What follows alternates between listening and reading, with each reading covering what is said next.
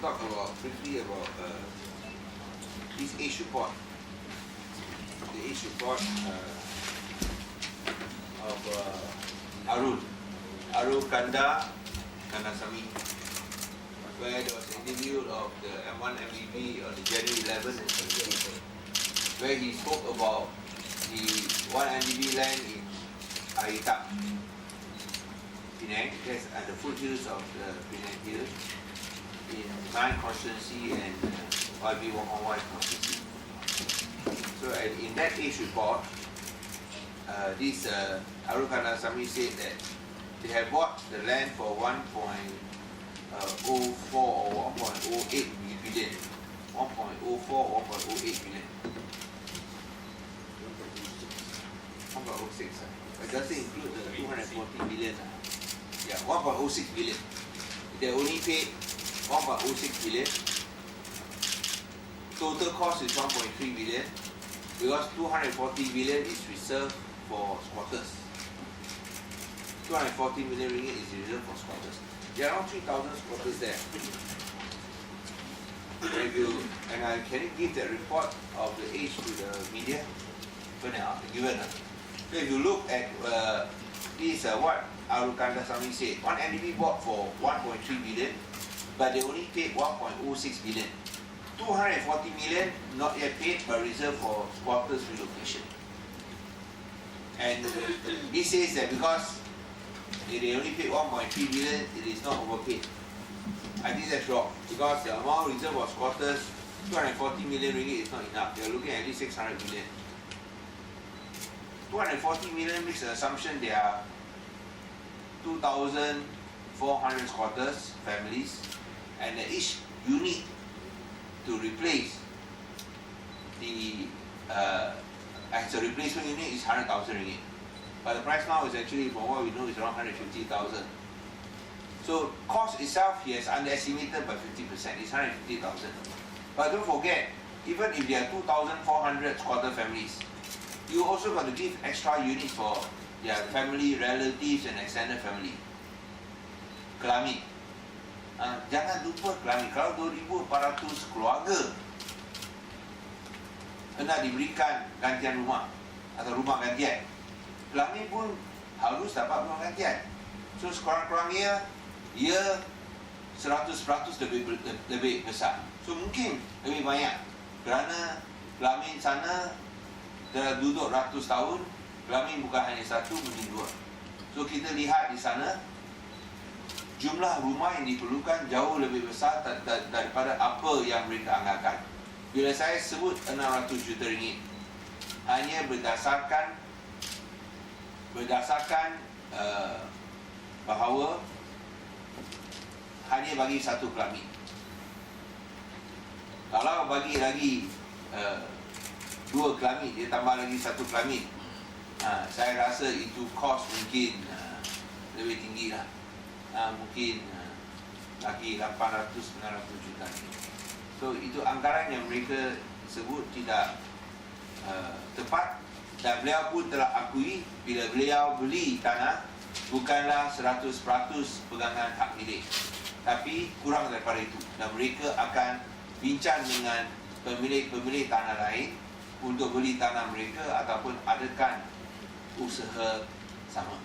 Dan ini adalah sesuatu yang amat mengejutkan, kerana bila kita beli tanah, kita akan beli 100% di bawah kanun tanah negara, di bawah undang-undang. Kalau anda nak bina rumah untuk mendapat kelulusan daripada pihak berkuasa tempatan, anda mesti buktikan telah dapat kelulusan daripada 100% pemilik tanah. Tak boleh 99%, tak boleh. Mesti 100%. Kurang satu pun tak boleh. Dan sekiranya anda beli tanah yang tidak sampai 100%, ini adalah tanah yang sia-sia. Inilah tanah-tanah yang tak guna langsung, kerana tak boleh bikin apa, tak boleh buat apa tanpa kelulusan 100%. Jadi yang saya sebut sebelum ini, kalau anda beli rumah, tentu anda nak beli rumah bila anda adalah pemegang tuan tanah 100%. Mana nak beli rumah bila anda hanya 80%. kerana anda akan terpaksa berkongsi dengan orang lain. So kalau macam ini, beli tanah dengan harga 1.3 bilion, tapi akhirnya tak boleh dibangunkan kerana pihak berkuasa tempatan mana-mana di Malaysia tidak akan luluskan permohonan kecuali dia dapat sokongan 100%. Dan di sini dia tak dapat sokongan ataupun kebenaran 100% tuan milik tanah. I think you understand, isn't it? When you buy land, you would definitely want to get 100%. Because under development rules by the local councils throughout Malaysia, if you want to get development approvals, you must first get the consent and agreement of 100% land ownership. Anything less, even one less, 0.0001% less also will not be accepted by the local councils. This is not only in Penang, this is throughout Malaysia. So if you buy land when you have less than 100% control, this is actually a waste. You are actually wasting money because you cannot develop the land unless you get 100% control. Now he admits that they didn't get 100% control. That means they are now at the mercy of the other small landowners. They can give incredible prices. You got to buy from them at incredible prices, maybe 3,000, 5,000. You got to pay because if you don't pay, you cannot get 100% control. So why are you buying land when you don't have 100% control? What type of government transaction is this? Has the government bought land when it doesn't have 100% control, unless they have a JV agreement in place? Now he says he doesn't have a JV agreement in place because they don't have 100% control. They are now discussing for a JV agreement. You don't put the cart before the horse. You got to get JV agreement in place, then only you sign to buy the land. You don't do it, buy the land first, then after talk about having a JV agreement, the other side will give you incredible prices. So you want to buy 5,000 ringgit per square feet. What can you say? Because if you don't buy at that price, you will not sell to you, you cannot develop your piece of land, you lose 1.3 billion ringgit. So this is something that doesn't make sense. And I think Jadi is here, he may want to say something about this, that when you talk about Grameen extended families, you must provide for extended families. You cannot just chase the extended families out. Either you give them one extra unit or you give them a discount. But in this area, this is my kawasan and Gov Owned kawasan. It is a very old area. You're not looking at one extended family, you're looking at least two. Each family got at least two extended families. Because it's 100 years, a lot of family members. Okay, any questions? Yes, Yami? Why you use the calculation of 150,000? I think all the factors are off. No, we're talking about the price, construction cost. Not the construction cost, 150,000. LMC unit, that is our construction cost, estimated at 150,000. He's assuming 100,000. Let's say I say 2,400 families, 240 million ringgit enough. But number one, his calculation is wrong because our estimate is 150,000 ringgit. And that is because PDC views LMC. Number two, you have not factored in extended families. I mean, cannot. You must take care of extended families. And we have done that.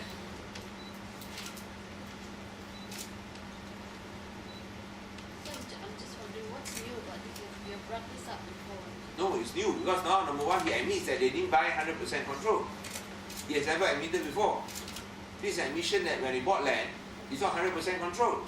First time he has said that. And I find it incredible that he doesn't see anything wrong with it. You are spending 1.3 billion ringgit for nothing, you know. In an event, you cannot get all the landowners who are minority landowners, but who actually now call the shots. If you refuse to pay their price, then your 1.3 billion ringgit purchase price is finished. It's kaput because you cannot develop. Number two, his estimate that he has not overpaid for that piece of land. He assumes that the relocation cost is only 240. I say it's at least 600 million, maybe 800 million, if you take into account extended families, as well as the actual cost of construction. 150,000, not 100,000. Because he's not building landed properties, you know, he's building high-rise. So this is new. And that's why I say that he has overpaid, unlikely to get through, and because of the way the whole transaction is done, the Penang state government would want to be very clear before approving any transaction involving one NEB. If they want to approve, even though it's a willing buyer and seller basis, we have instructed the land office not to authorize any land transfer without approval of the state government, without approval especially of the Chief Minister. So this part where he says we buy them out or we give them 100% of a 14% portion. But yeah, it's completely at their mercy, isn't it? So Because if now he you says- have to go and beg them to agree. So you will give astronomical prices because you got no bargaining power. You want to talk to me, I give you one house. One house, one half, 20 lah. Now what are you going to say? Yes or no? I say 20 houses. You cannot say no. Because you are now at their complete mercy. Without 100% control, you cannot get a development order to build houses. Nobody buys land when you don't have 100% control. Because you can't develop the land. Any money you spend on buying the land is actually sunk cost. This go Unless you have a joint venture agreement beforehand. It means the joint venture agreement and the purchase of land goes together. Here you buy land first, then talk. They will squeeze you like crazy. No, but I think this co-owners is talking about, isn't that with Palim and all? No, others. He admits that he doesn't have a 100% control. Yeah, but they all bought it together or something like that, wasn't it? The land is, there are several title owners. No, there are several title owners, but they don't have 100% control. Even with all the title owners that Falim lah, Go Chun Lai lah, they don't have 100% control. All joined up together, no 100% control. That's what he's saying.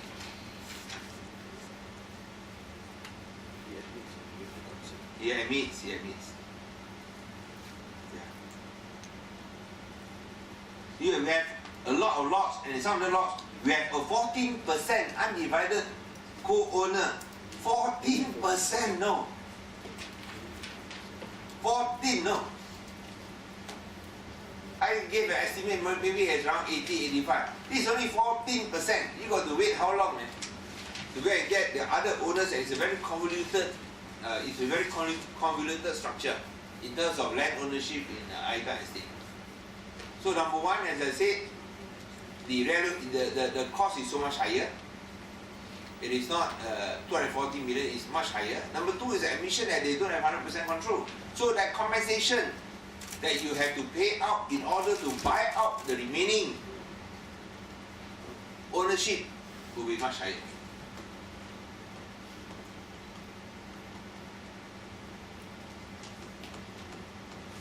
So in the event that if you cannot buy out the full 100%, have we not lost 1.3 billion ringgit? Just like that. The government of Malaysia, which includes all Penang Knights also, we have lost 1.3 billion ringgit just like that. And that's why we say that because of that convoluted arrangement,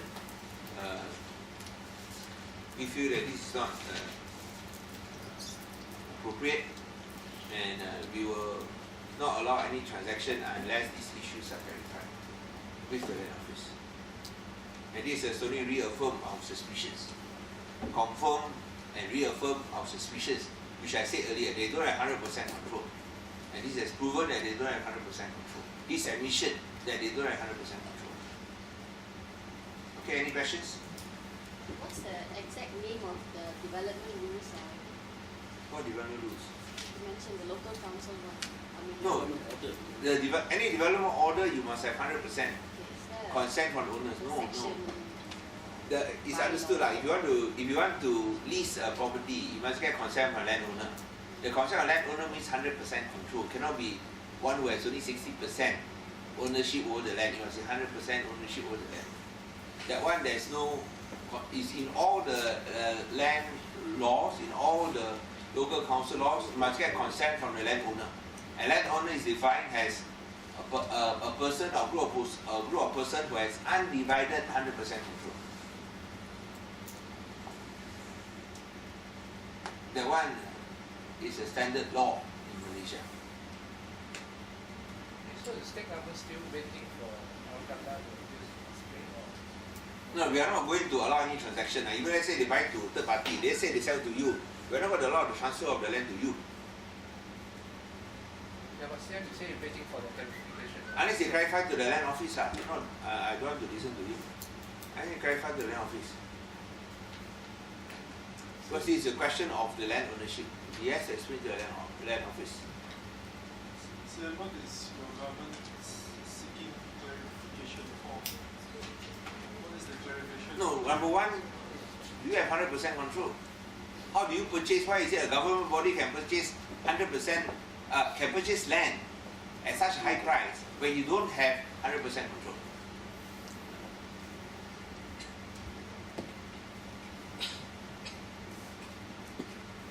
Even when you do a JV with all the other landowners, where add up together, you have 100% control. You never do that, you never enter into a purchase of land where you don't have 100% control. Because it doesn't make sense. You can never get approval unless you have 100% control. And that means the price you pay for the land is a loss, a complete loss. So CM, will they be allowed to, let's say they buy them out, what if they buy the 40% out? That's why I want to know what is the extra cost they're going to pay to buy them out. If you are the, let's say for example they got 99, you are the only owner left, the only owner remaining before it becomes 100%, you will set an astronomical price, isn't it? Okay lah. Oh, my land 2,000 square feet, never mind lah, each one 10,000 square feet lah. 10,000 ringgit per square feet lah. Can you say no? They can't say no to you. So same with the JV is okay. With the JV, if they No, go JV must be before he paid for the land. beforehand. No, if I go for a JV with you, I have 20%, you have 80%. I JV with you, okay? We work together, I pay for the land, both of us together, 100%. Yeah, alright. I pay you, because you got 100%. But now, I get a 20% first. And then after that, I come and talk to you, hey, can we JV? Or, I get 90%, you got 10%. I said, oh, can we JV? You will definitely set a very high price, what? Isn't it? Because you call all the shots. But if I have, before I purchase, I don't want to pay for the 90% unless I get you 10% on board. Then you'll be a much more fairer arrangement. Because anyone, if I say I'm the only one left, I'm the only 1% left, and you got to pay my price, you don't get 100%. Why not set an astronomical price? Isn't it? Especially when they know that one LDV got so much money. After getting all the payment from China, got so much money, they can afford to pay, isn't it? Maybe 10,000 ringgit per square feet too low lah. 100,000 ringgit per square feet lah. No problem. What is an extra 2 million, 20 million when you get paid 1.3 billion ringgit? Just to pay off the other 2,000 square feet, maybe pay 2 million also, never mind. So, but that is extra cost to the people. Why do you buy land when you don't have 100% control? No one is silly enough to do that. But only the Malaysian government probably. Only one NDV probably. You will never buy land when you don't have 100% control because this is a complete loss. Let's say if they cannot get the other party for some reason, he said this is my ancestral land, I mati pun tak mau jual. 99% you pay 1.3 billion, you are dead, idiot. If you refuse to sell, you can't develop. No law in the world can force you to get that person to sell to you unless you use forcible acquisition. That one you got to go to the state government.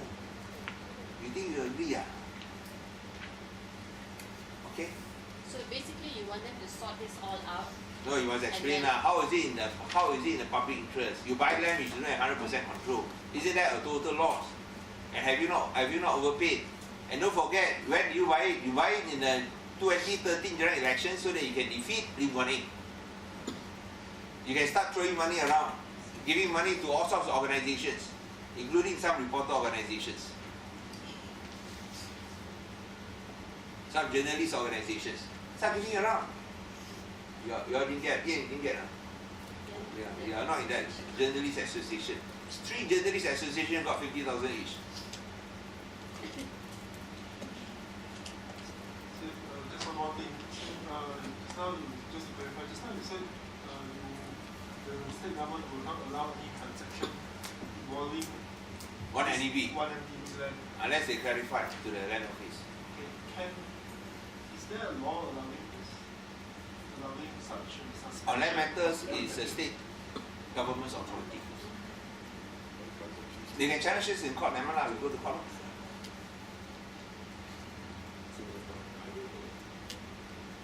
And it's every single, they got a lot of land titles there, you know. So maybe around 200 land titles, you found 200 cases. You see in court 200 cases. CMS will include that any efforts by them to buy up the land from the other co-owners. No, they can buy up, but then they have to explain first to the state government. You want to see how is it in the public interest. Because you are not using your money to buy, you know, you are using the public's money to buy. If this is Arul's money, never mind. If this is some individual's money, never mind. This is the public's money. One NDB funds are the public funds. So are you not overpaid? Hopefully you understand the basis of contention. Nobody buys land if you don't get 100% control. No one will touch land if you get 100% control. You buy 99% also no use. Because the 1% don't sell, you are dead. You can't develop the land. All the money you spend on buying the land is a complete loss, a total loss.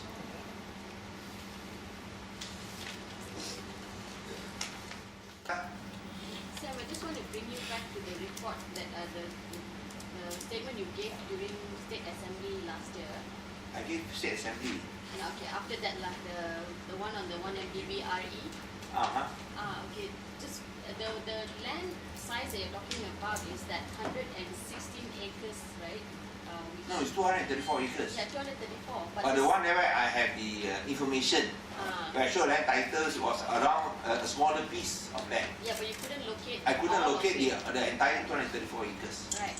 So what we now read from his explanation is they don't have 100% control over the entire 234 acres of land. Of which only 116 can be accounted for right now. I Because think you they said- have, but we don't know where it is, what name was used, where it is transacted. Probably the transaction has not been completed because they don't have 100% control. You know, when you don't have 100% control, why you do the transfer? It doesn't make any difference. And transfer costs money. You know. You only do it, normally you do it when you have 100% control. Okay, back then you said they only held 20% of the. Because we entire- can only identify Yeah. 20% of land titles that can be traced under their name. So you're sticking to that one, and as well as the fact that they in this. No, but there's no conflict because we can only trace 20%. Okay. The others, it may be in another name or if we cannot trace it, but I'm definitely sure they will have the agreements to support that. The most important thing is that both of us agree. He now agrees, he now concedes with my earlier contention that they don't have 100% control. Which is a shocking transaction conducted by a government-owned GLC.